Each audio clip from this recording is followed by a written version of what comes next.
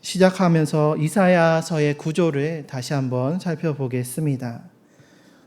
우리가 지난주에 읽은 36장에서 39장은 제2부로 히스기야 시대의 3대 역사적 사건들이 기록되어 있습니다. 그 첫 번째 사건은 36장, 37장에 기록된 하나님께서 아수르의 18만 5천의 대군을 물리치신 사건이고, 두 번째 사건은 히스기야가 하나님께 간구함으로 말미암아 그 수명이 연장된 사건입니다. 그리고 마지막 세 번째 사건은 36장에 기록되어 있는 히스기야의 실수입니다. 그 왕의 치유 소식을 듣고 축하하러 온 그 바벨론의 사절단들에게 남유다의 무기고와 또 왕궁의 모든 것들을 보여주는 실수였습니다. 이 세 번째 사건으로 말미암아 그 남유다가 이제 바벨론의 침공을 받게 되는 빌미를 제공하게 되었고, 히스기야로부터 약 100년 뒤에 이사야서 39장 6절의 말씀과 같이 바벨론의 침공으로 남유다가 멸망하게 되었습니다. 하지만 하나님께서는 바벨론에 포로된 주의 백성들에게 하나님의 위로를 선포하셨습니다. 그것이 제3부 40장에서부터 66장까지의 기록입니다. 그래서 이 제3부를 위로의 책이라고도 합니다. 제3부는 바벨론 포로와 기한 시대를 배경으로 한 선민의 회복과 종말론적 구원에 관한 예언으로 기록되어 있습니다. 그 가운데 오늘 읽은 40장은 제3부의 시작으로 크게 세 문단으로 나누어 볼 수가 있습니다. 11절까지는 선민 징계 종료와 여호와의 임재 및 인도의 재개 예언을, 그리고 26절까지는 선민의 구원자 여호와의 창조자로서의 절대 권능을 선포하고 있으며, 31절까지는 순환과 징계 중에 선민을 향한 창조자 여호와 절대 신앙에 대한 권면을 기록하고 있습니다. 오늘은 이 가운데 가장 마지막인 이사야 40장의 30절과 31절 말씀을 통해 주님께서 우리에게 주시는 은혜를 함께 나누고자 합니다. 하나님께서는 바벨론에 포로된 유다 백성들을 위로하시면서 희망의 말씀을 전해주셨습니다. 하지만 그럼에도 불구하고 기나긴 그 포로 생활 가운데 유다 백성들은 낙심과 절망에 빠져서 오히려 하나님께 불평과 불만을 쏟았습니다. 그래서 40장 27절 말씀을 세 번역으로 보면, 야곱아 내가 어찌하여 불평하며 이스라엘아 내가 어찌하여 불만을 토로하느냐, 어찌하여 주님께서는 나의 사정을 모르시고 하나님께서는 나의 정당한 권리를 지켜주시지 않는다 하느냐라고 기록하고 있습니다. 이렇게 지치고 낭망한 유다 백성들에게 하나님께서 주신 그 회복의 말씀, 위로의 말씀이 바로 오늘 함께 나눌 30절과 31절의 말씀입니다.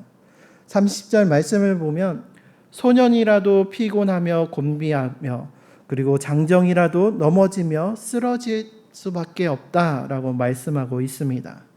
이 30절에서 이야기하고 있는 소년은 유년기에서부터 이제 청년에 이르기 전까지의 10대의 소년을 이야기합니다. 이 시기는 인생 중에서 어찌 보면 가장 활발하고 또 힘이 왕성해서 피곤함을 모를 만큼 에너지가 넘치는 때라고 할 수가 있습니다. 이것을 제가 실제로 최근에 경험을 했는데 바로 지난 5월에 아동부 1박 2일 캠프 때였습니다. 그래서 그날 금요일 저녁 7시부터 모여서 금요 기도회에도 참여하고 또 신나게 아이들과 레크레이션 게임도 하고 야식도 먹고 또 롤링페이퍼를 쓰면서 교제하고 하다 보니까 어느새 자정이 훌쩍 넘는 시간이 되었습니다. 그래서 아이들한테 우리 이제 다음 날에도 일정이 있고 또 다음 날 우리가 기쁘고 즐겁게 활동하려면은 일찍 자야 되지 않겠냐라고 하면서 이제 아이들에게 이제 우리 그만 자자 하고 했는데, 아이들이 이제 처음 교회에서 1박 2일로 잠을 자는 시간이었고 또 친구들과 그렇게 함께 시간을 보내다 보니까는 잠들기를 너무 아쉬워하는 것이었습니다. 그리고 전혀 피곤하지 않고 12시가 넘었는데도 막 쌩쌩하게 막 뛰어다니고 또 서로 장난도 치고 하면서 진짜 아이들의 에너지가 넘쳐나는구나 실감을 했는데, 그래서 아이들은 이제 다독이면서 이제 겨우 잠자리에 누웠는데도 누워서도 입은 쉬지 않고 계속 이야기하면서 한 새벽 4시쯤 돼서야 아이들이 다 잠이 들었습니다. 그럼에도 불구하고 다음 날에 아침에 약속한 시간에 다 일어나서 여성교회에서 차려주신 아침과 점심도 맛있게 먹고 또 모든 활동들을 잘 마무리하였고, 그 다음날 주일날 이야기를 들어보니까는 끝나고 나서도 아쉬워서 자기들끼리 또 모여서 오후에 또 놀면서 시간을 보냈다고 합니다. 참 그 모습을 보면서 정말로 10대의 에너지가 어마어마하구나라는 것을 실감하게 되었습니다. 이토록 그 에너지가 끊임없이 넘쳐나는 시기가 소년의 때입니다. 그리고 30절의 장정은 또한 20세 이상으로 전쟁에 나가서 싸울 수 있는 힘과 능력을 가진 사람을 이야기합니다. 이때가 신체적으로는 가장 절정에 이른 상태로서 내 힘과 능력을 가지고 무엇이든 할 수 있고 성공할 수 있을 것만 같은 자신만만한 시기입니다. 그래서 소위 우리가 내가 왕년에는 말이야 라고 하면서 옛날에는 이랬지라면서 남부러울 것 없이 화려하고 무엇이든지 성공했던 그러한 시절을 이야기합니다. 이처럼 소년과 장정의 시기는 다른 도움 없이도 내 힘과 능력으로 무엇이든지 할 수 있다라고 열기는 혈기왕성한 때입니다. 하지만 오늘 성경은 말합니다. 소년이라도 피곤하며 곤비하며 장정이라도 넘어지고 쓰러진다라는 것입니다. 캠프에서 밤을 지새우며 지치지 않았을 것 같았던 아이들도 결국에 저녁에 집에 가서는 저녁 먹을 새도 없이 골아떨어져서 잠이 들었습니다. 또 무엇이든지 할 수 있을 것만 같은 혈기왕성한 그 청년의 장정이라 할지라도 현실의 여러 가지 삶의 문제와 어려움 앞에 결국에는 자신의 한계를 절감하고 실패하고 넘어지고 쓰러질 때가 찾아올 수밖에 없습니다. 인간이 가진 힘과 능력이 아무리 뛰어난 것처럼 보여도 결국에는 한계가 있다라는 것입니다. 바벨론 포로로 끌려간 유다 백성들이 이와 같았습니다. 바벨론의 그 사절단들에게 자신의 무기고와 왕국의 모든 것을 그대로 보여줄 만큼 자신감이 넘쳤습니다. 아수르의 18만 5천의 대군을 물리치신 하나님의 능력과 은혜는 어느새 잊어버리고 자신들이 가진 무기와 부와 힘을 과시하고 자랑하였습니다. 이에 하나님께서는 바벨론으로 남유다를 치심으로 나라를 잃은 그 깊은 절망 속에서 인간의 수고와 노력, 인간의 힘과 능력이 얼마나 무력한 것인지를 뼈저리게 깨닫게 하였습니다. 우리의 인생도 이와 마찬가지입니다. 누구나 인생을 살다 보면은 소년이라도 피곤하고 지치고 장정이라도 넘어지고 쓰러질 때가 있습니다. 이것은 세상 사람이나 그리스도인이나 마찬가지입니다. 믿음의 사람도 피곤하고 지치고 또 넘어지고 쓰러질 때가 있습니다. 하지만 세상 사람들과 그리스도인이 결정적으로 나뉘게 되는 차이점이 있는데, 그것은 바로 그 지치고 쓰러지는 순간에 누구를 의지하는가입니다. 오늘 31절에 이르기를 오직 여호와를 앙망하는 자는 새 힘을 얻으리니 독수리가 날개치며 올라간 같을 것이요 다른 박질하여도 곤비하지 아니하겠고 걸어가도 피곤하지 아니하리로다 말씀하고 있습니다. 여기서 앙망하는에 해당하는 히브리어는 카바인데 기다리다라는 뜻입니다. 그런데 다른 기다림과 다른 것은 참을성 있게 기다리다라는 뜻입니다. 이것은 어떠한 나의 능력과 힘, 나의 자랑과 나의 혈기를 억누르고 참을성 있게 오직 하나님의 임재하심과 역사하심을 기대하고 기다리는 것을 이야기합니다. 그리고 그렇게 여호와를 앙망하는 자에게 하나님께서는 새 힘을 주신다라고 약속하십니다. 그리고 이것이 마치 독수리가 날개치며 올라간 같을 것이다 말씀하십니다. 보통의 새들은 날개짓을 해서 하늘을 날아오릅니다. 세계에서 가장 작은 새로 알려진 벌새 같은 경우는 1분에 약 4,800회 정도의 날개짓을 한다고 합니다. 1초로 환산하면 1초에 80번의 날개짓을 해서 그 날개가 날개짓 하는 것이 사람의 눈으로 명확히 보이지 않고 그냥 잔상으로 보일 만큼 빠른 날개짓을 통해서 하늘을 날게 됩니다. 이 벌새는 몸무게가 약 2g에 불과하고 또 날개를 폈을 때의 길이가 7cm에 불과한 아주 작은 새입니다. 이 작은 새가 날기 위해서는 4,800번의 날개짓을 해야 한다라는 것입니다.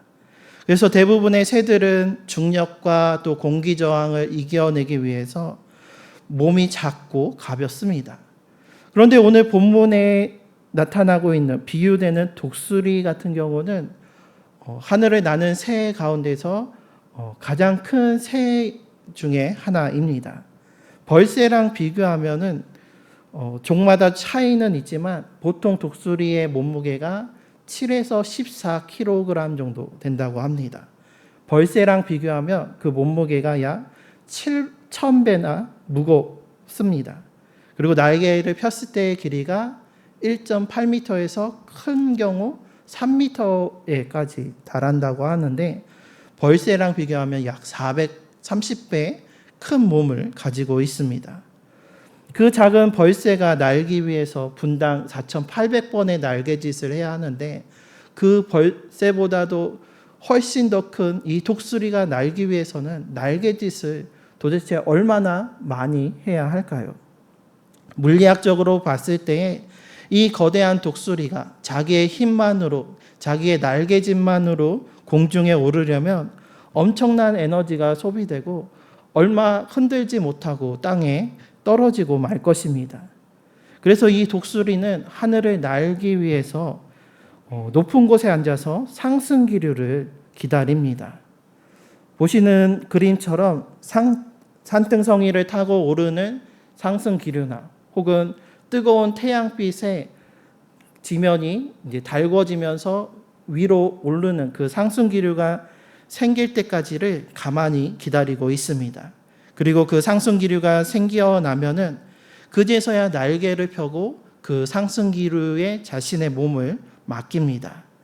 힘겹게 자기의 힘을 의지해서 자기의 날개짓으로 하늘을 나는 것이 아니라 위로 불러오는 그 상승 기류를 타고 원을 돌면서 그 상승 기류를 타고 올라서 하늘 높이 올라가게 되고 그래서 그 편 날개로 하늘을 활공하면서 보시는 그림처럼 상승과 또 활공을 반복하면서 수천 킬로미터를 날아갈 수 있다라고 합니다. 우리의 인생도 이와 같습니다. 인생의 거친 풍랑 속에서 내 힘으로 아무리 내 힘과 능력으로 날개짓하고 퍼덕인다 할지라도 우리는 피곤하고 곤배해지고 넘어지고 쓰러질 수밖에 없습니다. 발버둥 칠수록 그 힘을 잃고 추락할 수밖에 없다라는 것입니다. 그러므로 이제 우리는 우리의 날개짓을 멈추고 독수리가 그 상승 기류를 기다리는 것처럼 오직 여호와를 앙망해야 합니다. 그래서 나의 힘과 능력이라는 두 날개가 아니라 주님을 향한 믿음과 소망의 날개, 그리고 기도와 말씀의 날개를 펴고 주님께서 임하실 것을 기다려야 합니다. 우리를 날아오르게 하시는 분은 바로 하나님이십니다. 독수리가 상승 기류를 통해 올라가는 것처럼 우리도 우리의 힘이 아니라 하나님께서 공급해 주시는 새 힘으로 살아가야 합니다. 그때 비로소 우리는 나의 한계와 또 삶의 여러 가지 문제와 또한 세상의 유혹과 시험을 뛰어넘어서 독수리처럼 날아올 수가 있습니다. 심리학의 용어 중에 회복 탄력성이라는 단어가 있습니다. 이 말은 실패했을 때 좌절하더라도 다시 일어설 수 있는 능력을 이야기합니다. 그래서 시련이나 고난을 이겨내는 긍정적인 힘을 의미하는 말로 사용이 됩니다.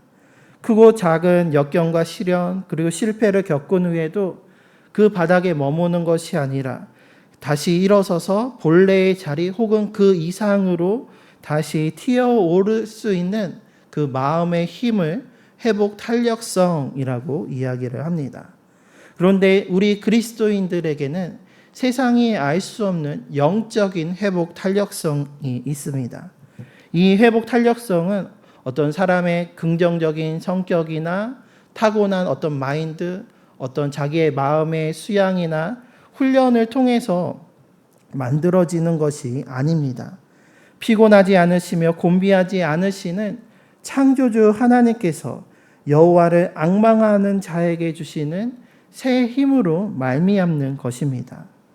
혹 우리 가운데 소년처럼 장정처럼 내 힘을 다 쓰고 낙심한 가운데 쓰러져 있는 분들이 계시니까 바벨론 포로된 유다 백성들처럼 탄식하고 낙심하고 계십니까? 오늘 이 시간에 고단한 우리의 그 날갯짓을 멈추고 오직 여호와를 앙망하시기를 바랍니다. 주님께서 나를 반드시 도와주실 것이라는 그 믿음과 소망의 날개를 펴고 말씀과 기도의 날개를 펴고 나를 위해 일하실 주님의 그 은혜와 역사하심을 앙망하시기를 바랍니다. 그때에 바람 같은 성령 하나님께서 우리를 도우시고 인도해 주실 줄 믿습니다. 그래서 인간의 한계와 문제를 뛰어넘어서 그 좌절과 낭만 가운데서도 다시 일어서게 하시고 날아오르게 하시는 그 새 힘으로 영적 회복 탄력성을 누리는 우리 모두가 되시기를 바랍니다. 그래서 이제 주님께서 주시는 새 힘으로 우리가 다른 박질하여도 곤비하지 아니하고 걸어가도 피곤하지 아니한 그 새 힘으로 우리에게 맡겨주신 그 사명을 끝까지 감당하시기를 바랍니다. 이 새 힘이 있을 때 고린도후서 4장 8절의 고백처럼 우리가 사방으로 우겨쌈을 당하여도 쌓이지 아니하며 답답한 일을 당하여도 낙심하지 아니하며 박해를 받아도 버림받지 아니하며 거꾸로 트림을 당하여도 망하지 아니하고 우리가 끝까지 예수의 생명이 우리의 몸에 나타나게 하는 그 주님을 세상 가운데 나타내고 증거하는 그 복음 전파의 사명을 우리가 온전히 감당할 수 있는 줄 믿습니다. 그래서 한 주를 우리가 시작하면서 여호와를 앙망하는 자에게 주시는 이 새 힘으로 말미암아 삶의 모든 환난과 시험, 고난과 어려움을 이겨내고 세상 가운데 예수님을 전하며 나타내는 우리 모두가 되시기를 주님의 이름으로 축원합니다.